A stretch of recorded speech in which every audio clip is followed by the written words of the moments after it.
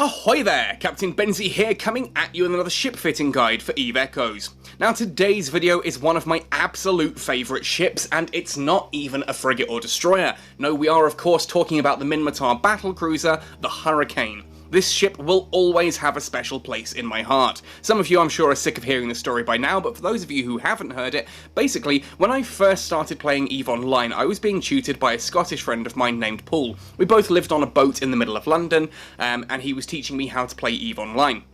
Now, every time I jumped this one particular gate into nullsec, this one ship would lock onto me and blow me up, and nothing I could ever seem to do seemed to sort of cope with this. So I spent all my time when I wasn't at work while Paul was working, basically in the time he wasn't tutoring me, just grinding ISK and grinding up the skill points required to fly a Hurricane. And eventually the time came, I bought my Hurricane, I fitted it out, and I jumped through that gate. And all I heard from the cabin across from me was, "Oh fuck," as I locked on and opened fire.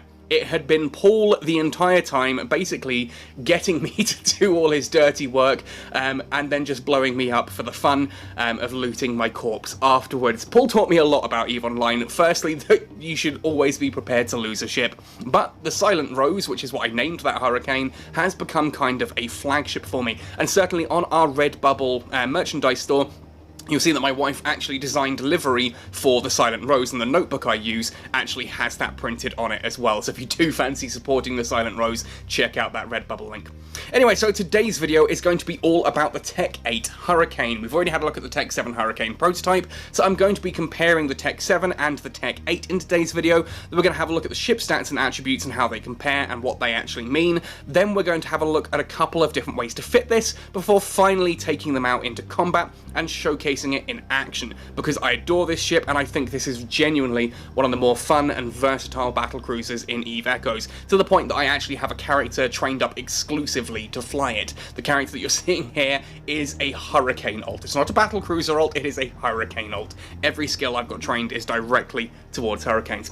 Anyway, if you do enjoy this video, let me know by hitting a like on it, sub to the channel for all things EVE Echoes, ding that notification bell so that you never miss an upload, and of course let me know what ships and what topics you want to see in future videos. If you want to go the extra mile to help support this channel, not only do we have a Patreon that is being updated as we speak, we also have a Redbubble merchandise store, which, as I said, includes the livery for the Silent Rose, the ship you're seeing on screen now, and a load of other really cool merch as well, so do check that out. And if you have any ideas for some cool merch you think you'd like to see, let me know. I'll see if my wife is happy to design it.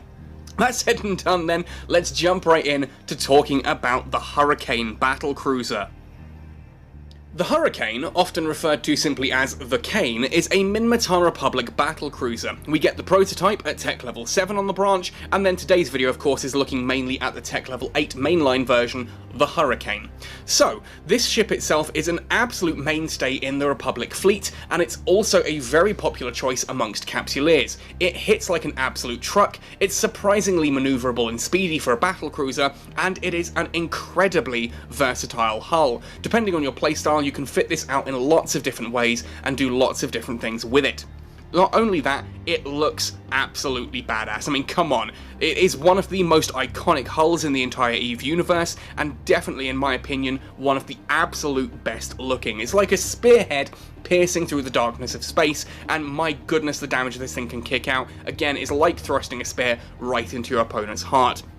I adore the Hurricane. I think I've made that abundantly clear by now, but I've always said if someone wanted to draw fan art or do a 3D print and send it to me, then 100% it's going to be the Hurricane that I would look for. Anyway, enough of how it looks, let's have a look at how it flies. Moving into the attributes and fittings and looking at the fitting profile, we've got one drone tube. This can launch either small or medium drones. Obviously that is a supplementary drone tube. It's here to help give just that little bit extra help against things like frigates and destroyers that maybe get underneath your guns otherwise. We have a whopping 7 high slots. That's already an upgrade over the Hurricane prototype that only has 6, so before we include any of the other stats and skills and things like that, that's already a 16% increase across the board of DPS there for upgrading from the prototype to the Hurricane. We've got 3 mid-slots, which allow us a decent variety of E-War options, without being a dedicated E-War platform. 5 low slots, again, gives us a good amount of variety, whether we want to go for a heavy amount of tank, or we can start looking at things like tracking computers as well. And then we have 3 of each of the rig types, 3 combat rigs and 3 engineering rigs, which give us a decent amount of versatility on how you want to affect this in the background. Do you want to add extra damage, extra survivability, extra maneuverability, make it lock on faster? All kinds of crazy stuff you can do here, and we'll talk about that later, obviously, in the fitting section. Now, the power grid is an important bit to look at here. 875 megawatts is a 14% upgrade over the prototype's 768 megawatts. That means we can comfortably start fitting some of those more powerful medium modules. Obviously, things like the Dead Space modules require a lot more power grid than the standard Mark 5, Mark 7, Mark 9, even the storyline level gear. So having a bigger power grid basic means you can start fitting those modules, and of course it means that Battlecruiser engineering, which is percentile based, is therefore going to amplify that power grid by a greater amount, giving you even more space to work with. Now, on the subject of engineering as well, if we have a look down here at the capacitors, 2,363. Again, that is an upgrade over the standard prototype capacitor of 5%. It's not huge, but it's enough that it means that if we're going to be using things like shields, which of course we're going to be, then we can accommodate those a bit more comfortably with their power grid usage. Ultimately, remember cannons, and of course the Hurricane is a cannon ship. Cannons do not use capacitor at all, so you'll find that Minmatar ships tend to have slightly less capacitor than perhaps the Amar variants might do. Things like the Harbinger are going to have a higher capacitor because they need to use lasers.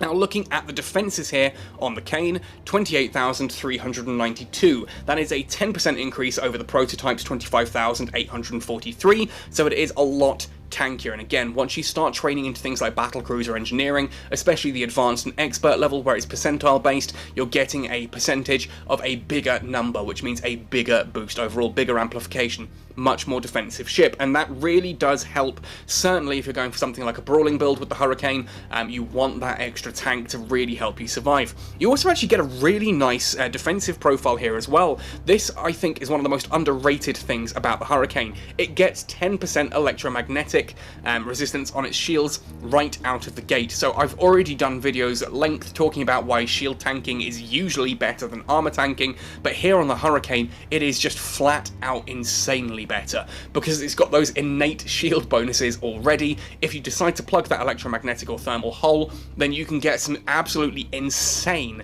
resistances here on the Hurricane with very little required in the way of modules or rigging to achieve that, and I adore that about this ship. Very, very tanky, very, very powerful. Once we get down to the signature radius and the flight velocity as well, you'll see here, signature radius of 192.9 meters. That's a 5% reduction on the prototype's 202.3, means obviously you are that little bit harder to hit. You're still a big ship, so you're not... You're not really going to be speed tanking much other than perhaps battleships, but certainly against battleships you'll find that the Hurricane itself is small enough and fast enough with that flight velocity of 203 meters per second to actually avoid a lot of incoming damage. Now that 203 meters per second, just in case you're interested, is a 1.5% increase over the flight velocity of the Hurricane prototype. It's almost nothing, but remember obviously if you're using a micro warp drive or an afterburner to amplify that, then it's something. It's something. It's really not much. You're not overly going to notice it, but it's there. If we look a little bit lower down here, then you see the scan resolution is 238mm. That is obviously the same as the prototype. That's the speed at which you lock on, and for a Battlecruiser, that's not a terrible scan resolution either. You're not going to be using this as point on a gate camp anytime soon, but it means if something is held down, you don't spend an hour locking onto them. You can actually lock on surprisingly quickly and open fire as soon as possible. Again, that really helps us when it comes to PvE as well. If you're going with a long-range build, it means you can lock onto things before they reach your sort of, you know, the range, whilst you can lock onto them while they're still at the range you want, is what I'm trying to say. And if you're in a Brawling build, again, you can lock onto them before they start getting into that really aggressive orbit around you. You can have a bit of fun with that, as we'll showcase later. Mass is 12.8 million kilograms with an inertia of 0.46 times. That's the same as the prototype, so they are both as massive and cumbersome as each other. Now, actually, for a Battlecruiser, these aren't bad. That's fairly low in the way of mass, and it's fairly low in the way of inertia modifier, so you are actually capable of maneuvering fairly swiftly with the Hurricane, which to me I think is a very important point. Anyway, Let's move on to the trait description here, talk about skills and roll bonuses. So being a Hurricane, it gets that roll bonus of 25% medium cannon optimal range and 25% medium cannon accuracy fall off. Now obviously those again apply a bigger amplify, they amplify more to the strike cannons than they do to the standard auto cannons, but they still obviously help out an auto cannon build by just giving you that extra range. Does mean that here you get that option of do you want to go for strikes or auto cannons, and they kind of really help either way there with that roll bonus. As we move across to the skills, you'll see Advanced Medium Cannon Upgrade gives us a 3% increase to medium cannon damage. That is, however, a decrease over the Hurricane prototype, which got a 5% increase to damage, so we're only getting a maximum 15% over the Hurricane prototype's 25%. But remember, we've got that additional high slot. Now this basically, the way I work this out is if you imagine that every turret was 100 DPS, you can see how this works. So if you're looking at the Hurricane prototype and you've got 6 high slots each doing 100 DPS, that's 600. Times that by the 25% additional from its skill gives you a total of 750. Here on the Hurricane, if we've got the 7 high slots with 100 DPS turrets in them, that's already 700 damage. If we then add 15% on for the Advanced Medium Cannon Upgrade bonus here, that takes us up to 805%. So that's actually a 7% increase still over the Hurricane prototype. Obviously, before we look at the skills, the Hurricane is a 16% increase. After the skills are taken into effect, it's a smaller 7% increase. It's still very nice, and the fact that we've got the additional power grid means not only are you probably getting that 7% DPS upgrade from the skills and the additional turret, but you're probably also actually able to fit higher level gear, which is going to give you a massive boost to your DPS. I've talked about this at length in other videos, upgrading the quality of your modules, so going from meta level 8 to meta level 11, etc. is a much bigger upgrade than training additional skills, and certainly once you've hit the basics here, Advanced Medium Cannon Upgrade 5, for example, going into Expert Medium Cannon Upgrade doesn't actually do all that much. Going from meta level 8 to meta level 11 will be a much bigger increase. We then also have a 3% reduction to the medium cannon activation time, courtesy of that Advanced Medium Cannon Upgrade skill. That's the same as on the prototype, just means you fire faster. And Battlecruiser command bonus again is 5% flight velocity. That again is the same as the prototype, no change there, but that does give us a total speed, if you've got Battlecruiser command trained to 5, looking at the Hurricane's standard speed of 203 meters per second, by the time that skill has come into effect, that's already 254 meters per second.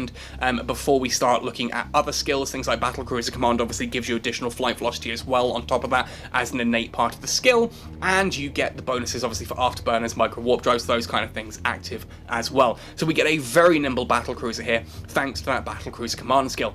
Anyway, let's jump across and take a look at fitting this.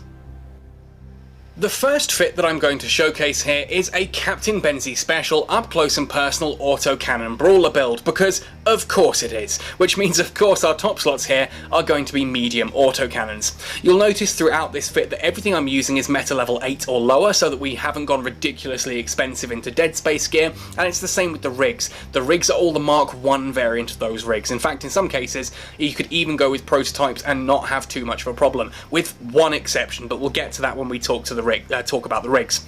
Anyway, some medium auto cannons. These have a surprising amount of damage to them. In fact, you can see in the background there, 828.87 DPS is what this ship is capable of kicking out cold. That's before we activate any weapon upgrade modules, etc.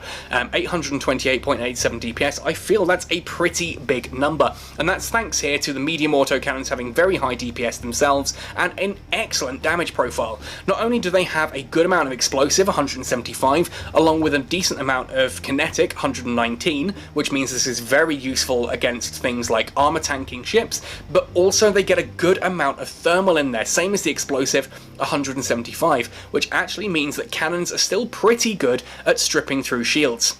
Now, the downside, in inverted commas, to autocannons, I suppose, is their optimal range. 3.75 kilometers is not a very long optimal range at all.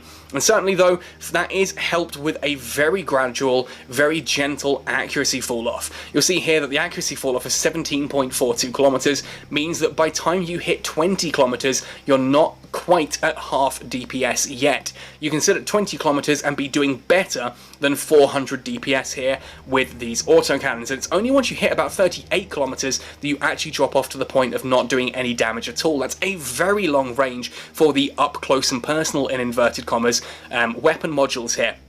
You also see they've got a very fast activation time, 3.96 seconds, and a very aggressive tracking speed of 63.43. Now that tracking speed means that they can actually quite comfortably track most frigates and destroyers until they get very close. Ultimately you'll find that yes, things like interceptors are still going to pose a problem, but for the most part, most destroyers and plenty of the frigates are still capable of being hit thanks to that tracking speed.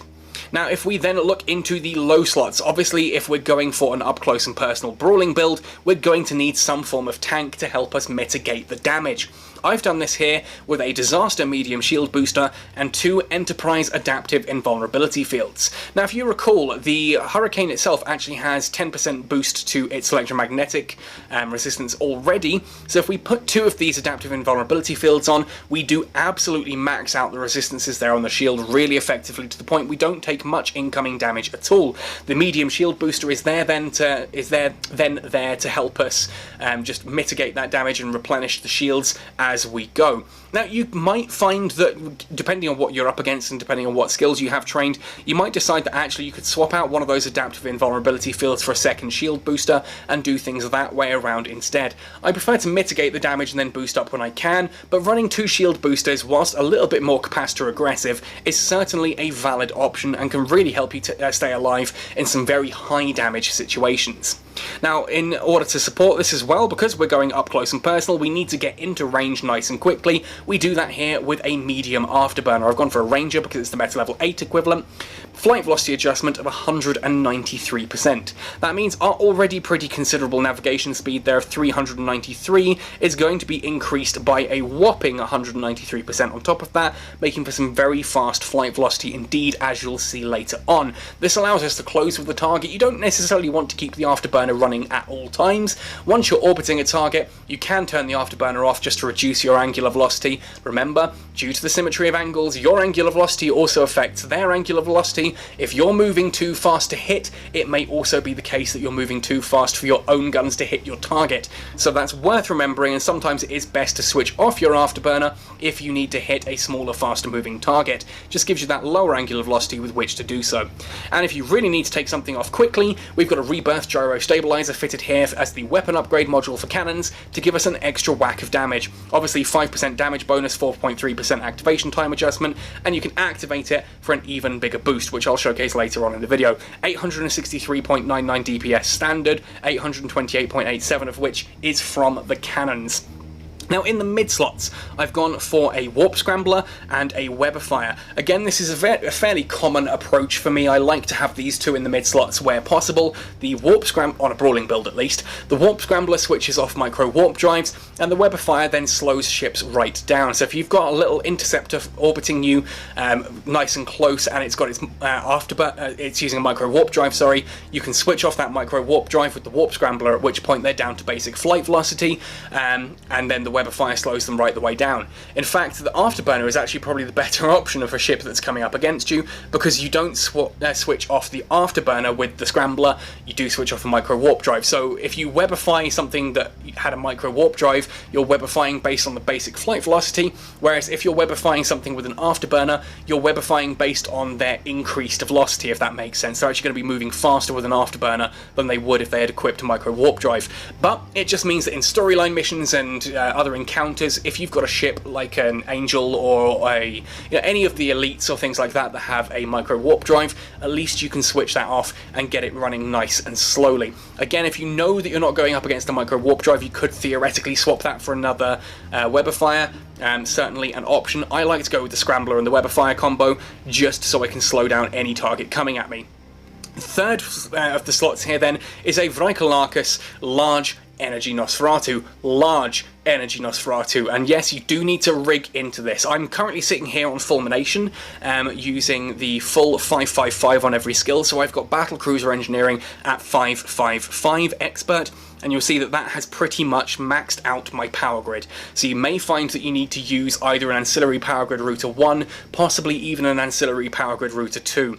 Certainly in this fit I've got an ancillary power grid router 1. That was required for me with maximum Battlecruiser engineering, so it may be the case that you do need to rig a little bit higher in order to get that in there, but boy is it worth it, because that increase in range there, the 24km range with a 14km accuracy fall off, means you are always going to be in optimal range with your energy Nosferatu, and the sheer amount that it can drain means that you basically can leave everything here running 24/7 and never run out of capacitor. Yes, this is a capacitor stable fit.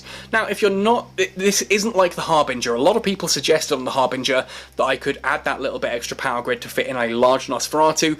The Hurricane itself isn't quite as capacitor hungry as the Harbinger is, so you can get away with a medium Nosferatu here. Medium Nosferatu just about makes me cap stable at this point as well, but the fact that I can fit a large in there for me just means I can keep it running even as I'm approaching towards a target. I can just I can have it running more often, and it's more effective overall.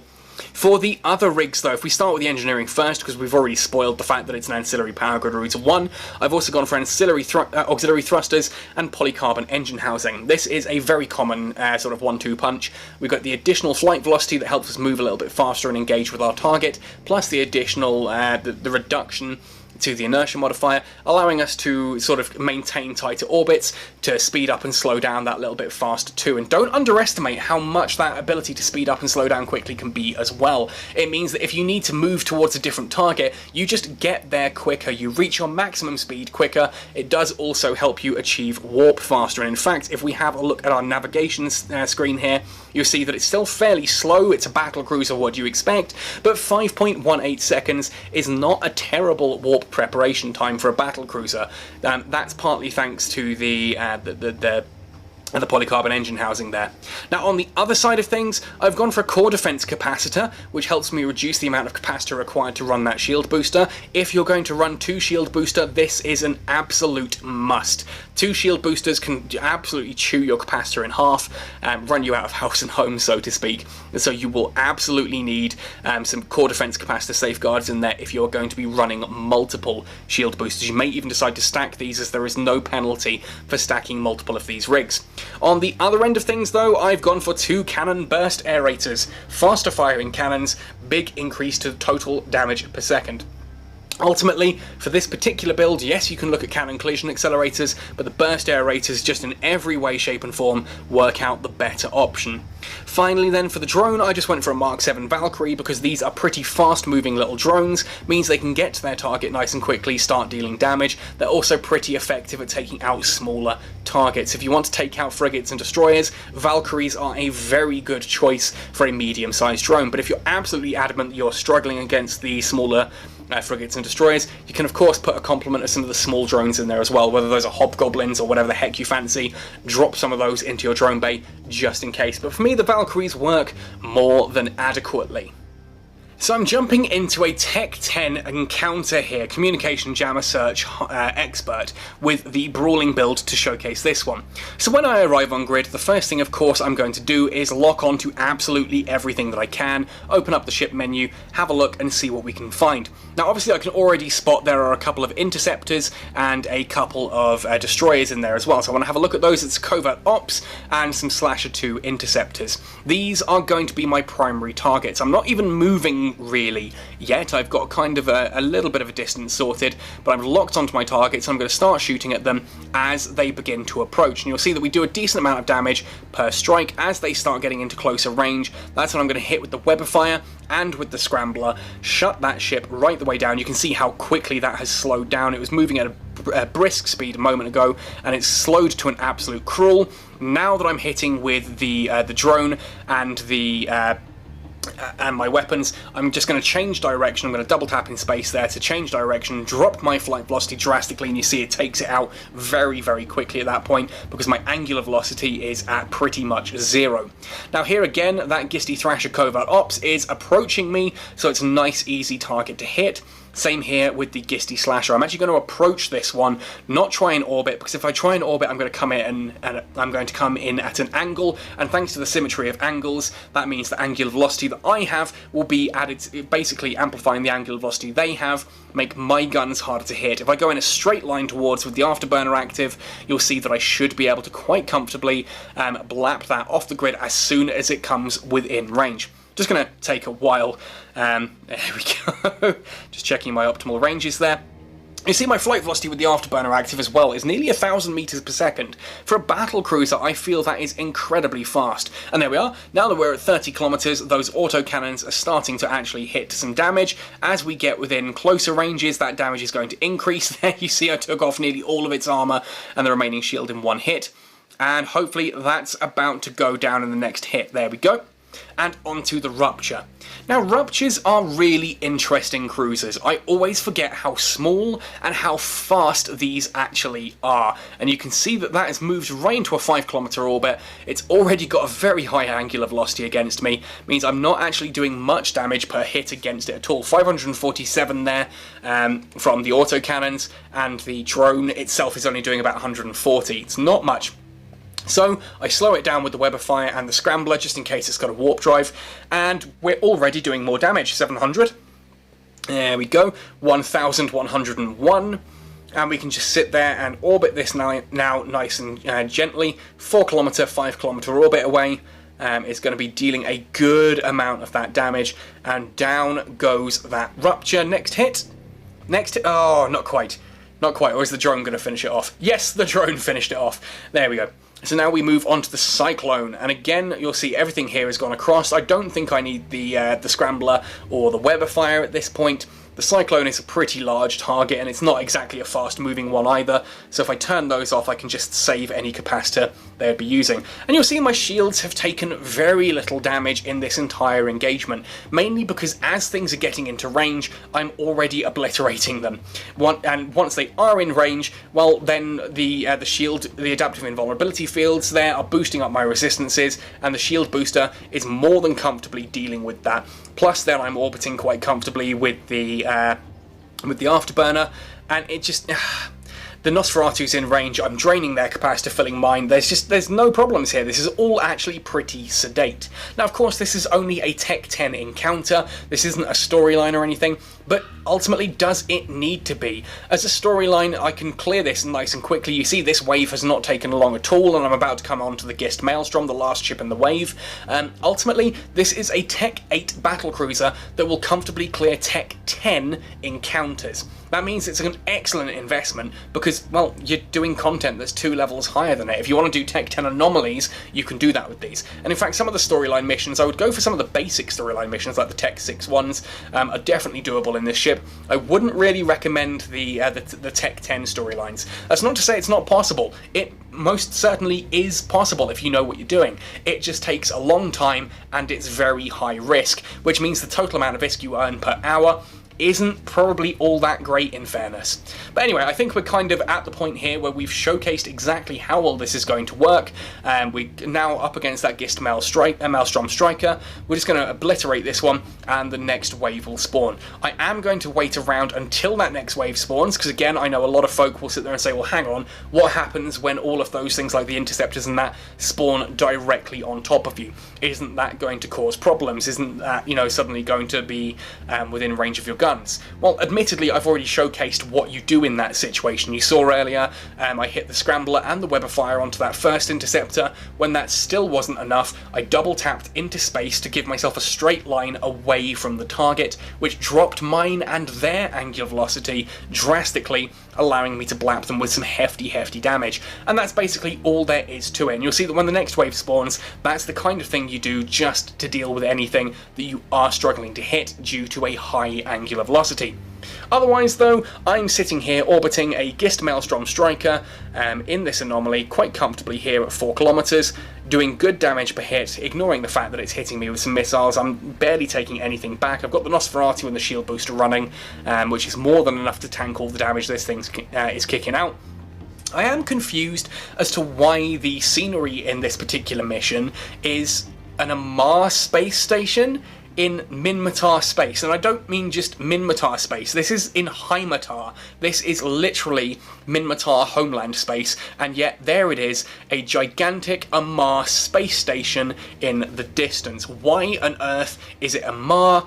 I don't know. Maybe I missed something in the storyline here that says this is all to do with the Amarr, but I really don't think it is. It's supposed to be Angel.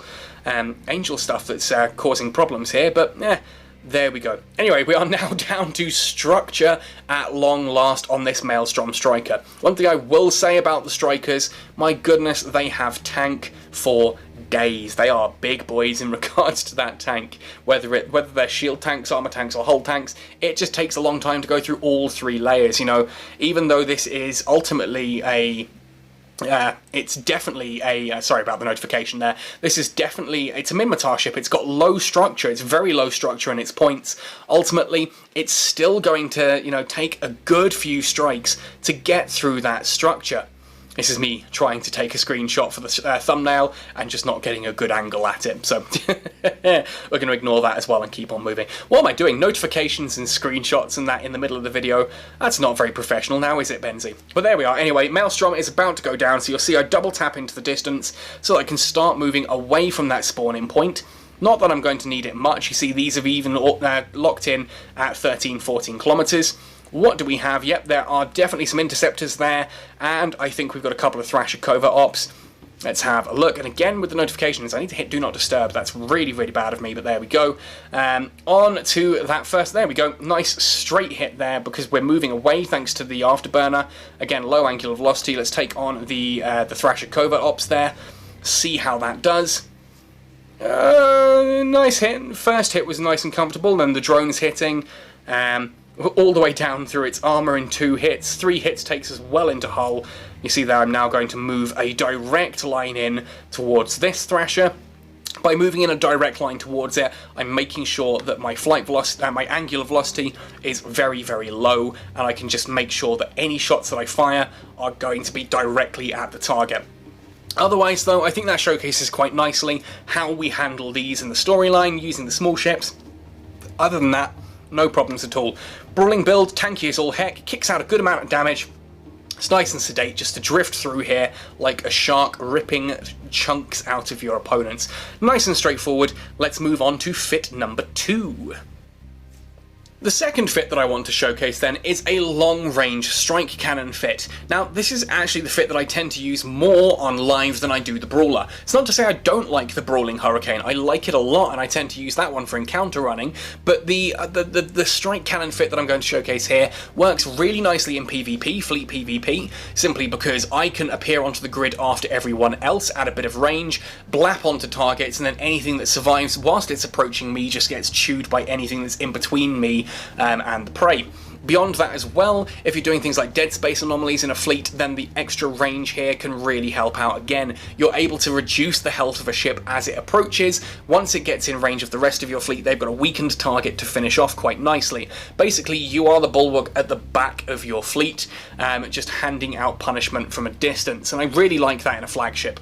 Anyway, so this of course means we're using medium strike cannons. Strike cannons have a couple of notable advantages over autocannons and some notable disadvantages. For the advantages, first and foremost, obviously, is the range. 37.95 kilometer optimal range. That is 10 times the optimal range of the autocannons. The accuracy fall off of 37.81 kilometers as well is also very slow and gradual, which means actually you're only at 50% DPS when you're sitting at 70 kilometers out. And even at 100 kilometers, you're still capable of doing damage. It's only about 105 kilometers that things drop off into negligibility, and so that's kind of, you know, anything up to 100 kilometers you can still be hitting and damaging. That is an insane amount of range for a battlecruiser that's obviously not something like the Naga or the Tornado that is using large turrets. For a medium turret, that is a very long range. The second advantage that they have over the autocannons is that whilst they have a lower DPS, that is primarily on account of them having a much longer activation time. 9.02 seconds activation time here compared to, what, 3.9 on the autocannons?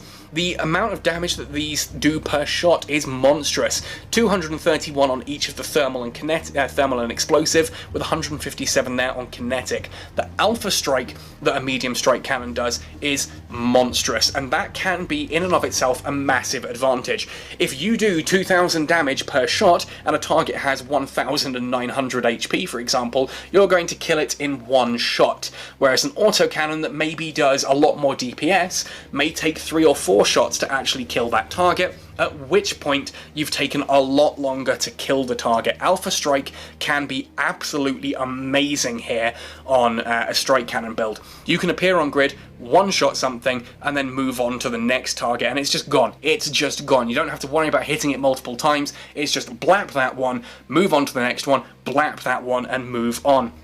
The other downside, though, is of course the tracking speed. Tracking speed of a medium strike cannon of 14.29 is absolutely abysmal, so you really do need to kill it before tracking starts to become an issue. When they're approaching you, that's when you get rid of them.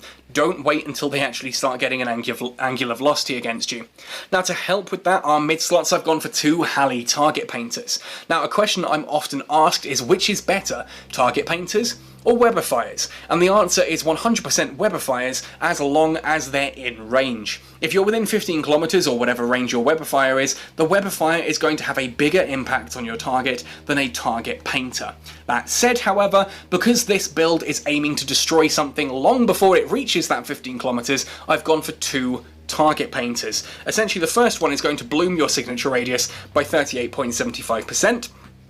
Second one only does about 80% of that, but that's still more than 50% increase to a target's signature radius. Anything that is coming at you with a 50% increase to its signature radius, if it's far enough away and thus has a very low angular velocity, is going to be hit for massive damage with those strike cannons. Ultimately, yes, you could swap the third mid-slot module here for a Weber fire if things are getting too close to you, but the aim is to kill stuff before it reaches that range. As such, I've gone for a Mark 7 large group shield booster here. This just allows me to help keep my shields topped up, and certainly if I'm in a dead space anomaly or in a PvP fleet, as I mentioned earlier, as a flagship, I can be boosting that out onto any friendly ships nearby and just giving them a nice little boost to their HP as well there, which is always a nice thing to do. That said though, this is the module that I would swap for a Stasis Weber fire if I needed to try and kill a target before it gets into range of the Weber fire. If it does get to the 15 kilometers, that's when your drone and the Weber fire should be doing their job, and hopefully then you can blap it off the grid as quickly as possible. Of course, the alternative is you can activate a micro warp drive and outrange it. Do not underestimate the power of realizing that a ship is getting too close and powering away in a direct line away from it with a micro warp drive. Suddenly, you turn your target's flight velocity, angular velocity all the way down to 0, and you blap them off the grid whilst you power away to safety. You'll see me do that quite a bit later in the combat demonstration. Now, the downside to a micro warp drive is, of course, first of all, the fact that it takes off the top 25% of your capacitor. If you have a capacitor of 100 gigajoules, it's now only 75 gigajoules just because you decided to fit a micro warp drive. Obviously, that scales up. 25% of your capacitor gets eaten by having a micro warp drive fitted.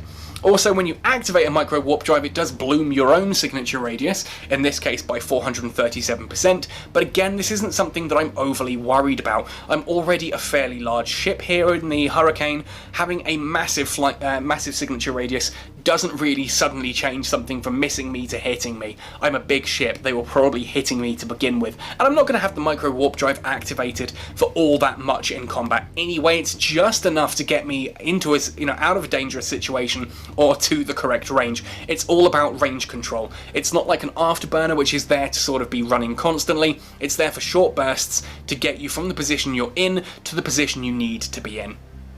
Now, talking about range control as well, the second in the low slots here and third in fact, are Eagle tracking computers. By having these fitted, I'm increasing the optimal range and accuracy fall off of my turrets by 17.19%, and I'm increasing the tracking speed by 12.03%. There is obviously a slight penalty for having 2 of these fitted, but for 2 of them, it's not that much. By the time you put a third on, you're literally only getting 50% of the effect of the third one, and anything more than 3 is just flat out pointless. That module slot should be being used for something else at that point. Here though, 2 Eagle tracking computers gives me a nice amount of extra range onto those turrets to start with, then I can activate this to increase those bonuses basically 5-fold. That ultimately means I get a 100% increase to the optimal range and accuracy fall off, and a near 100% increase to tracking speed. That means if I want to, I can change my optimal range from something like 35 kilometers up to a flat out 70 kilometer optimal range. That means once I drop onto grid, if I'm locking onto targets and they're all still sitting at 70 to 80 kilometers away, I can activate a tracking computer, suddenly they're in optimal range, bam, I can blap them off the grid comfortably with the massive amount of damage I can do, and if I'm that far away, I can actually activate 2 of these. They will stack and give me some rather insane range bonuses. Again, I can have an optimal range of nearly 100 kilometers at this point, which is just terrifying. Being able to hit a target as if it's not moving at all from 100 kilometers away is just monstrous. Now, in regards to tank, I've gone for a disaster medium shield booster. This, of course, just helps me to sort of top up any incidental damage that I happen to take onto the shields. Same with the group shield booster. Ultimately, those are 2 ways just to help me maintain any little bits of damage that I take to my shields. I can just prop that up and sort of recover it over time. Now, the final of the low slots then here is a Demolish medium capacitor battery, because I can see a lot of you already looking at the fact that this has a capacitor stability here of 1 minute 50 seconds and crying tears of blood at that, and sitting there going, how on earth do you PvE with only 1 minute 50 seconds worth of capacitor? So I'm going to put a battery in here and showcase that I actually very rarely even need the battery, but it can be useful at times if you find that something is draining you and you just need that quick boost of capacitor to help you activate a micro warp drive and get out of range, or if you just need to have a quick boost of capacitor to keep that shield booster running or something like that, then, well, you'll see later on in the combat demonstration how necessary that is. If, like me, you decide it's not particularly necessary, you can go for something like a gyro stabilizer. Heck, you can even just go for additional things like an adaptive invulnerability field. Even a damage control module is not a bad idea there, especially if you're going for PvP and you see a target breaks through and gets up close. You can activate that damage control whilst the rest of your fleet then blasts it out of the grid. Now, the rig slots here do change around quite dramatically. I still have a cannon burst aerator, but I swapped one of them out for a collision accelerator. Now, if you actually just equip 2 burst aerators and then you swap one for a collision accelerator, you'll see that the DPS stat here on the offense page, that 480.63, does actually drop a little. Now, doesn't that mean it's a bad thing? No, because as I said earlier, this is about maintaining that alpha strike. I like to have at least 1 collision accelerator on the strike cannons, simply to increase the amount of damage they do per shot. If I can blap something off the grid in 1 shot, I don't care that I've got a faster reload time. The ship's already dead, and that's the point we're looking at here. The second burst aerator just helps us make sure that we do reload at a fairly decent speed, ready for that next shot. The third one I've gone for is an ambit extension. This is accuracy fall-off adjustment. It just means I've got slightly longer range, and for PvE that means I can hopefully be out of my opponent's range while still hitting with theirs. Additional accuracy fall-off obviously just means it's a nice gradual decline in your accuracy fall-off. You can stay at longer ranges and still deal good damage. It may not be increasing your DPS stat, but it's increasing how frequently you're actually achieving that DPS stat. It's all very well and good sitting there having a DPS of like 1,200, but if you can never actually hit a target with that, it may as well be 0 for all it matters. I'd rather have lower DPS and actually be able to consistently apply that to a target than have massive DPS that does nothing. Now, for the engineering rigs, auxiliary thrusters of course lean into the Hurricane's roll bonuses and its ability to move at a decent flight velocity, followed by a semiconductor memory cell. This is of course just helping us top up the capacitor. Obviously we're trying to counteract the fact that the micro warp drive there has been fitted. The third one is a targeting system subcontroller. Now, I talked earlier briefly that the targeting here on a Hurricane isn't terrible. 371 is pretty good for a Battlecruiser. Again, I just want to point out here, 371 millimeters on this page, where it's 371 meters for some reason on the ship, the actual ship tree. When you look at the stats on there, it should be millimeters. It's a scan resolution, not a range or anything. It should 100% be millimeters. But anyway, 371 millimeters is a fairly swift lock-on time. That is boosted thanks to me having that targeting system on there as well, just to help increase that lock-on speed. I want to get onto grid, I want to lock onto a target whilst it's at range, and I want to destroy it before it becomes a threat. Being able to do massive amounts of damage, being able to hit at range, and being able to lock on quickly are all vital components of that concept. Again, for this fit, I'm jumping into a Tech 10 encounter, and you'll see that I'm going to lock on here from a distance. Tech 10 encounter, this time with the strike cannon build. I'm locking on from a distance. I've double tapped into space in the distance just to give me a slight angular velocity away from things and make sure I'm not going too far. Thanks to the range on my guns and the range that these ships are at, you see that first interceptor went down in a single strike. I am going to close off my cannons, pick a particular target, add the tracking computer and the cannon at the same time, which gives me the maximum opportunity of activations. Ultimately, the cannon activation time and the computer activation time are almost identical. The cannon is literally half a second faster, so if I do activate them at the same time, I do get 2 enhanced shots off. That's a very useful skill. If you know that you need the cannon and the computer to go at the same time, basically deactivate the cannon, then reactivate it with the computer at the same time. That shot is then guaranteed to go off at the same time, and you saw earlier there, that's a very effective way of dealing damage.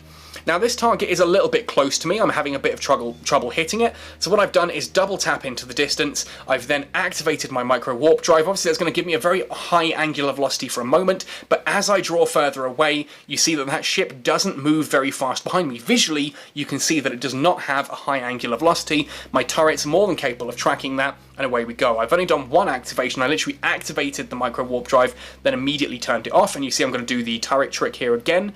So I'm going to wait for these both to slow down, to come off lockdown, both of the tracking computers and the cannon at the same time, and I can hit at 92 kilometers there for a good amount of damage against that Gistum Rupture. Remember, Ruptures are very small, fast-moving ships, despite the fact they're cruisers. They're pretty much tanky destroyers, which is just absolutely mad. So I've got 2 target painters on those, blooming that Rupture's signature radius, and I'm then striking it with those cannons from a distance. Nice far range there, 81 kilometers.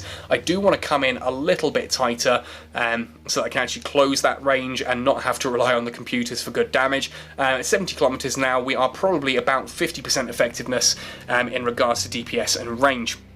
So I'm going to activate that micro warp drive just to close that gap a little bit more. Ideally, I want to be closer to the 40 to 50 kilometer mark, because then I'm doing about 70% DPS, which is a lot more, ultimately. And there we go. We're now in range about 52 kilometers. You'll see the next shot. There we are, it's actually enough to kill it. I was going to say the next shot does more damage, does considerably more damage, it's enough to take it off the grid. So again, onto the Cyclone, and we're very much getting the same thing here. We're just going to hit that target from a range here, 46 kilometers. I've barely taken any damage at all. You'll notice I've not even really touched the battery. There's no need to. I've got 1 minute 50 on capacitor if everything's running. I very rarely have the micro warp drive running. I very rarely have the shield booster running. Heck, I very rarely even have the computers running. Those are literally only activated when I need them. So keeping the capacitor nice and full on this, not a problem at all. And if I really want to worry about my capacitor, the little bit of damage I've taken there, I can repair with that the group shield booster rather than just using my own one. You'll see there, if I activate both of those, I can repair myself in pretty much one cycle. Obviously a long cooldown on the group shield booster. I keep wanting to call them group shield emitters. I'm sure they used to be called group shield emitters. I don't know when they renamed them to group shield boosters, but I do wish NetEase would stop renaming things like that. It confuses the ever-living daylights out of me.